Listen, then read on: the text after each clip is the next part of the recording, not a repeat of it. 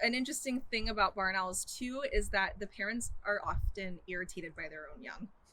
Totally understandable. What? I'm shocked. Yeah. So they'll ditch the babies and go nest somewhere else and just come back to feed. So people get really worried because mom's not in the box, dad's not in the box. They're nearby. They're somewhere. That is insane. So sometimes if we have an active box, something nice people can do if they really like their owls is we'll put up a second box right next to it. We call it the honeymoon suite. So the parents have somewhere to ditch the kids. That is so human. Yeah. It's like mom and dad need a night out. Yeah. We're leaving you home with the sitter. Absolutely. The sitter is the owl box.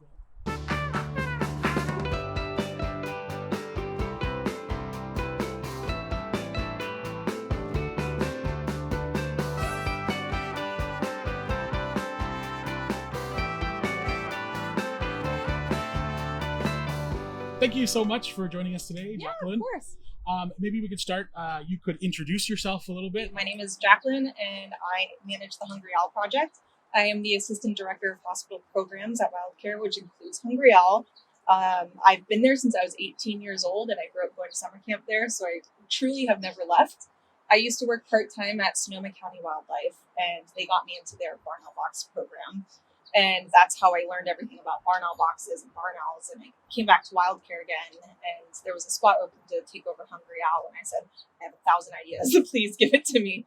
And so I took over in October of 2020, and we completely revamped the program and changed how it was run. What made you get really involved with owls? What about owls excites you or interests you? They're amazing. Their demeanor is very cool. They're one of the most, you'll never know what an owl is thinking. When we get impatiens like a raccoon or a skunk or a squirrel, you know when they're upset, you know what's going on. But my favorite example of the owl's cool demeanor is when we have to check their eyes if we think they're blind.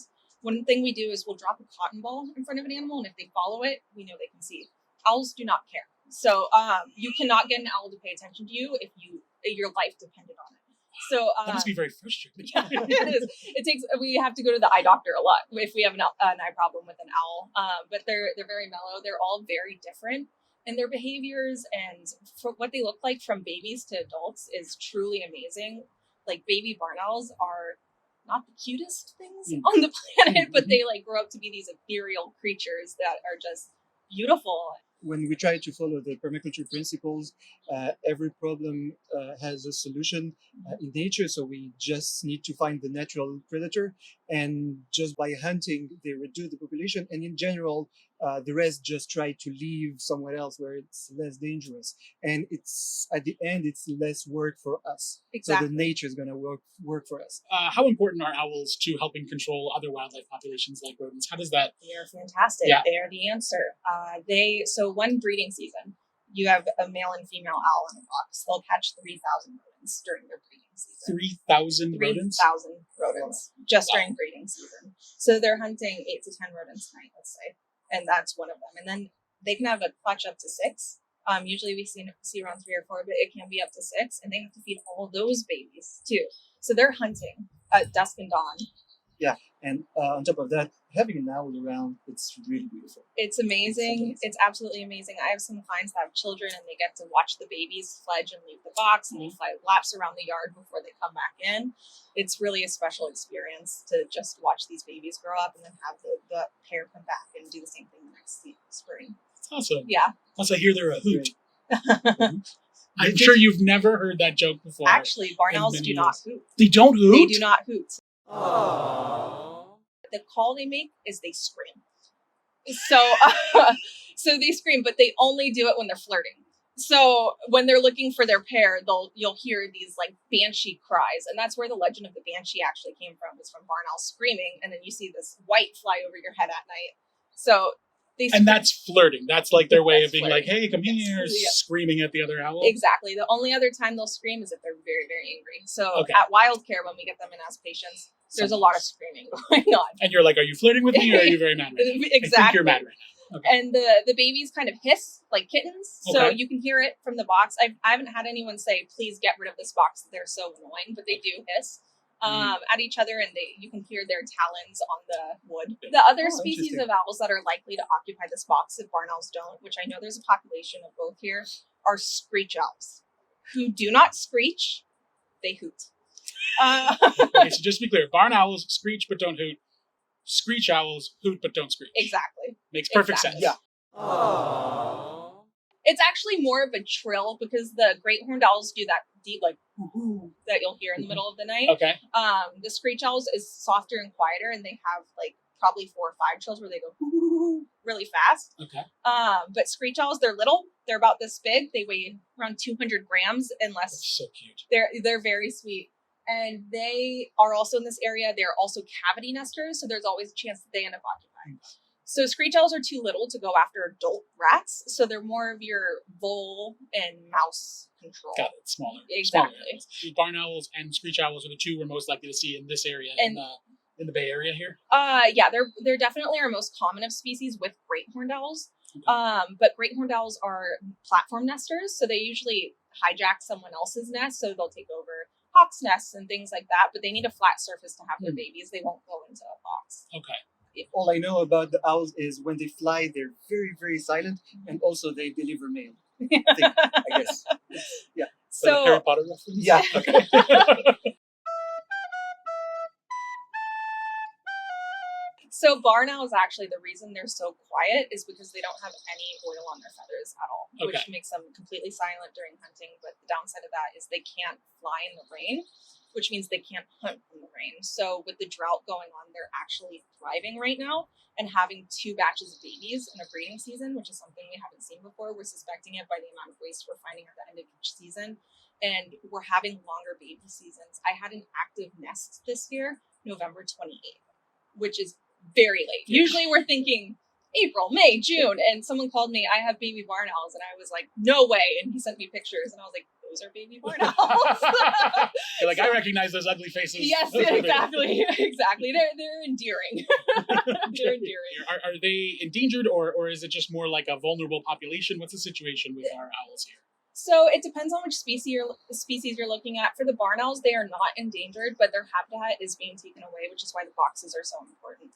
And I can tell how badly an area is being affected by how fast a box gets occupied. So if there's no trees around, I put a box up and it's occupied in a week, I'm like, they have nowhere to nest right now. So we should keep adding boxes. With the boxes, it sounds like what you're saying is like it's sort of like emulating what they would have had in nature were these trees not being cut. Barn owls are cavity nesters, so they would nest in like an empty tree hollow, which we're taking away more by more as we creep into the wildlands.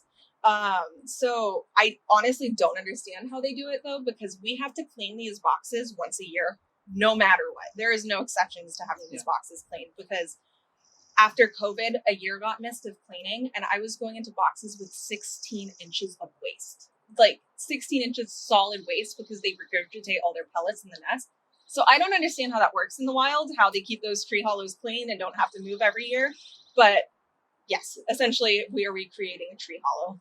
That is, so literally I'm picturing a box. How tall is the box that 16 inches of waste is like? There's about this much space left in the top. In the top. So the box is like this much waste, this much space on top? Yeah. Imagine you don't clean your waste for just one day. I don't want to. This is changing with climate change, but normally I would say November and October are the months to be cleaning out your owl boxes. Every year? Every year. But you have to make sure there's no owls in there first. I've gotten some owls to the face when I was first learning how to do this on a 12-foot ladder. You do not want an owl to the face. That sounds bad. Exactly. And so if the box is empty, how do you clean the owl box? First things first, you want to make sure you are wearing a mask, goggles, and gloves, because everything's aerosolized. It's dried by the time you're going in there. So all the waste, all the pellets, everything they've eaten in that breeding season, those 3,000 rodents are compacted into the bottom of the box. So it's a lot of scraping. It's a lot of patience. Some things that can be done to help keep it loose and keep it from sticking to the bottom of the box is putting mulch in the bottom, just to break it up a little bit. It keeps a dry layer to make sure it doesn't just solidify onto the bottom of the box, because in that case you end up having a pick and hammer and you're just slowly going like this. But you really want to make sure you're taking care of yourself and not inhaling dead rodents. Just say no. Just say no to drugs. And the most fantastic thing about cleaning out the boxes is it's great fertilizer. So a lot of my clients end up keeping it and putting it back into their gardens. That's awesome. So when you say mulch, like we can use like straw? I wouldn't use straw just because it irritates their noses. We stopped using it, but like this wood down here is great. It's also really good for their feet. What makes a good owl box design? What are some of the lessons you kind of learned from previous iterations when you were kind of changing up the design? Can you tell us a little bit about that? So the first thing we did was we made the boxes bigger because we're seeing more waste, and just as a preventative in case something happens, someone can't have that box clean that year, there's enough space for the owls to miss a year if that happens. And the other thing too is because we're suspecting they're having 2 batches of babies, that's twice the amount of waste we're going to have to clean out. So we want them to have more space if they decide to have that second flush. Another thing too that I've noticed, and this was not with our old boxes, but let's just say we're talking about you go on eBay and you're looking for an owl box. The holes are always very big on boxes that aren't up to our standard. And the problem with this is, one, great horned owls are cannibals and will eat barn owls. So we don't want a great horned owl to be able to access the box, which is why that hole is so small on our boxes. Because barn owls, even though they're big and long, they only weigh a pound. Okay. So that's all feathers that they can fit in and out of that hole really easily. Another problem I see on these boxes is a lot of people like to put perches on them for the owls. Again, great horned owls will hang out on there and wait for the babies to come out, and other raptors like red-tailed hawks will sit there and wait for the babies to come out. Just say no. Just say no to drugs. So our boxes in mind are how can we keep these owls as safe as possible while they're rearing their young. Ventilation is a big problem. You want to make sure there's a lot of air holes, just because it gets really hot here in the summertime. And the boxes that have the highest success rate are away from trees, which means they're going to be in sunlight. Another thing we've done is change the color of the box. We've made it a little lighter. It's a light green now, which keeps the temperature cooler. And the biggest problem of barn owl boxes that I've seen is them being mounted on trees, which can get you owls. It could also get you raccoons or squirrels or rats in there living instead of the owls, which no one wants. Sure. The other thing too is that it leaves the babies really vulnerable to raccoons. So if a hungry raccoon comes up the tree, it's like a little to-go McDonald's box waiting for them, just like mounted to the side. It's funny. One of the things that when we were kind of doing some research for this, that I read online was people were saying, "Oh, put them under trees for the reason of keeping them cool." But it sounds like you're saying that if it's too close to a tree, that's a bad idea. That you'd rather them be more exposed to sunlight and do something else to shade it, rather than and aerate it, rather than sticking it under a tree where it'll be cool, but it'll have much more access to other ground animals and stuff. Access to other ground animals. If there's branches that grow over and touch it, you'll have rats getting into the nest. Also, my higher occupancy rates are out in the open. It's easier for them to spot the hole. If it's covered by trees or shade, it kind of blurs that hole out, but that's what they're looking for. They see that hole and they think, I'm going to a tree hollow right now. But if they can't find it, they're not going to occupy it. And I do have some boxes that are occupied in areas that do have trees, but it's in places where we couldn't get out of the trees, like redwood forests where you can't see the sky no matter where you are, but they're still off from the trees, so no branches are touching the box. So we mount our boxes on metal poles now, and that keeps any mammal predator from being able to access the box. And we make sure there's no perches and the hole is small so that any aerial species also cannot access the box. So if you put it on poles, it's going to be more likely to be in direct sunlight, right? Yes. So is there something to like on top to add an extra layer of shade or? So that's the other thing that we did. We have heat shields and wind shields, and that keeps the box from rocking too much in the wind, because when you put it 12 feet up on a metal pole, it's going to rock a little. But if you have wind shields, that kind of breaks the wind while it's coming through. And it also keeps the box cooler. So we have a windshield on the top and on the back to keep it cool. When people are looking at their property or their yard or whatever's nearby for an owl box, what are like the key things that you should be looking for and the key things you should be going like, bad idea, do not, in terms of placement and orientation?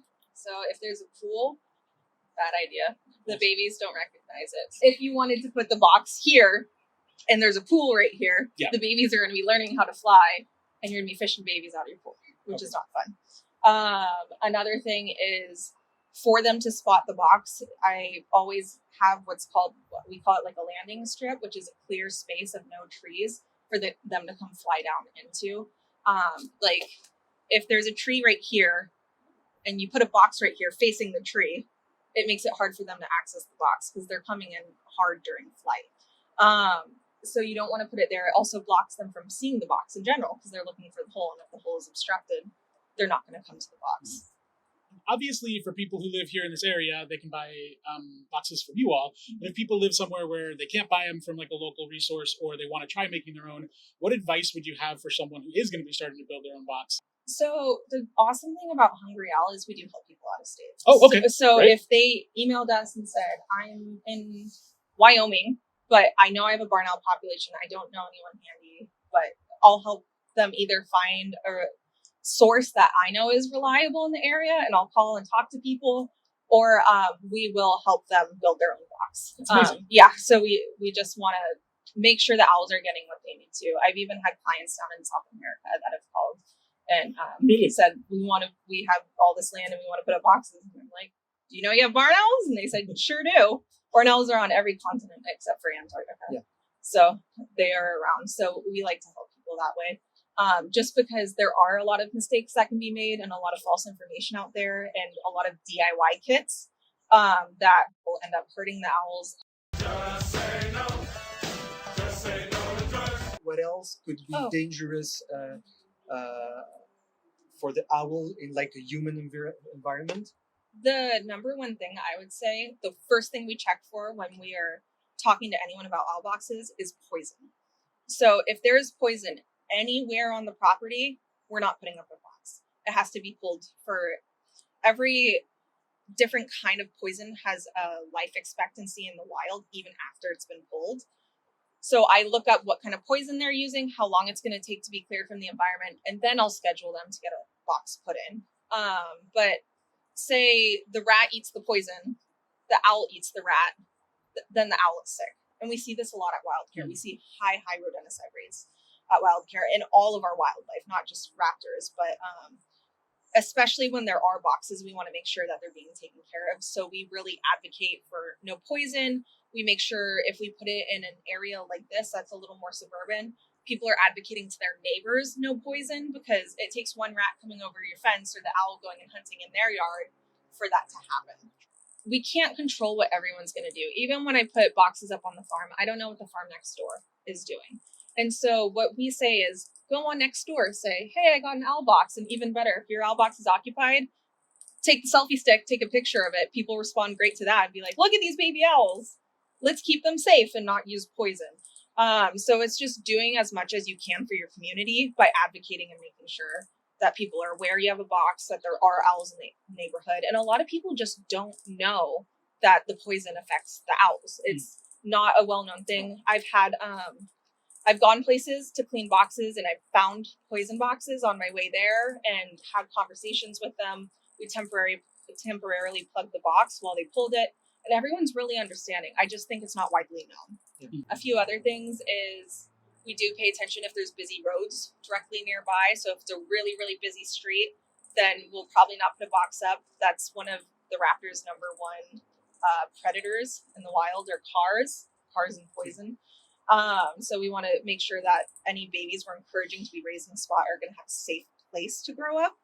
Another thing would definitely be noise. So barn owls are a little sensitive to sound. So wherever the box is going should be away from any spot where you're going to be barbecuing and drinking and like having a good time. That's not where you want your box right there. Screech owls tend to have more tolerance for this. When I go out and clean boxes, if I run into a screech owl, they don't move. They just give me a nasty look and that's it. And we're done. And then I close the box. But the barn owls, sometimes they hear me coming with a ladder and they'll spook out of the box immediately. So they are a little more sensitive to sound, a little more flighty. So you would want to get it higher away from where you're going to be a lot. I just have one follow-up question, which is, you said the word raptor a few times. Is that a term for, what does that mean? Bird of prey. A raptor is any bird of prey. So the owls, the hawks, the smaller hawks like coopers and sharpshins and the kestrels. So they're called raptors. We call them raptors. So anything... Yes, yeah, like velociraptors. So any flying bird that has really sharp feet, we're going to call a raptor. Awesome. So Yeah. we're trying to attract a raptor to Right. our Are yard. you Yes. excited? That's right. You get people That'd be very nice. excited. You get a lot of kids involved with that.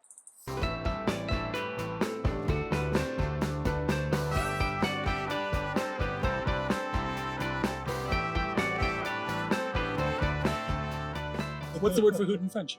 I don't know what it Hoot, means. hoot, hoot, like hoot. The sound they Hoo, make. hoo, hoo. Yeah. Ulule. Ulule. French. Oh, I'm interesting. still learning